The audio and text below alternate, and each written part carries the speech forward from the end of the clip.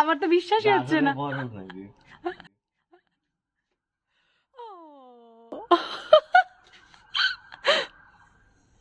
সারা তুলে কিন্তু পুরো বরফ এই পর্যন্ত উঠে আসতে পারে।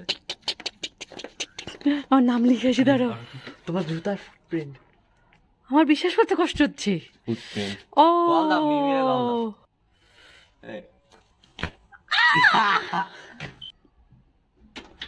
জানেন সারা রাত হলে কিন্তু উপরে অনেক উপরে চলে আসবে যে স্নো।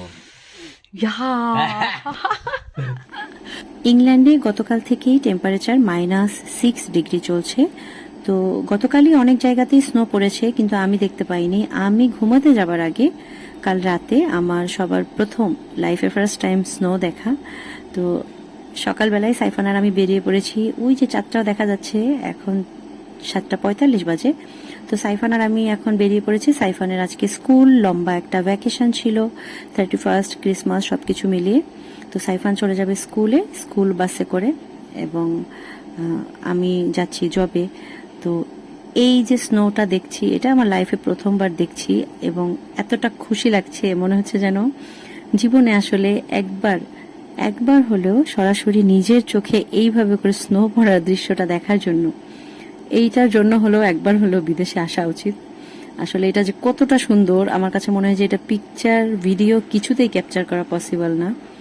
এত সুন্দর লাগে আসলে এটা সরাসরি দেখতে। আমি জাস্ট এই পর্যন্ত আসার পর থেকে আজকে আমার মনটা সব থেকে বেশি ভালো হয়ে গেছে এরকমের একটা ওয়েদার দেখে। গতকাল রাতেই অনেক ভালো হয়ে গিয়েছিল, আমি যখন দরজা খুলেই স্নো দেখেছি। তো এটা আসলে বলে বোঝাতে পারবো না কেমন ভালো লাগছে। অনেক অনেক অনেক সুন্দর ওয়েদারটা। ছোটবেলা থেকেই আমার ছেলেটা ক্যামেরা দেখলেই 10 হাত দূরে দৌড় দেয়। তো যখন দেখলো যে আমি মোবাইলটা বের করে ভিডিও করছি, তখন সে অনেক দ্রুত হেঁটে আমার থেকে অনেক সামনে চলে গেছে।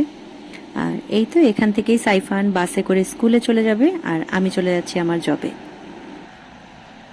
আল্লাহ হাফেজ।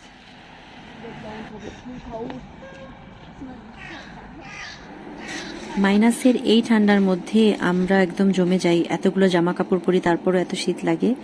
কিন্তু এই যে কাকটা বসেছিল দেখে খুব খারাপ লাগছিল। আল্লাহ হয়তো পশু পাখি এভাবেই বানিয়েছেন। তো যাই হোক, আজকে আর সময় নেই, আমাকে এখন চলে যেতে হবে। সবাই অনেক ভালো থাকবেন, সুস্থ থাকবেন। আল্লাহ হাফেজ।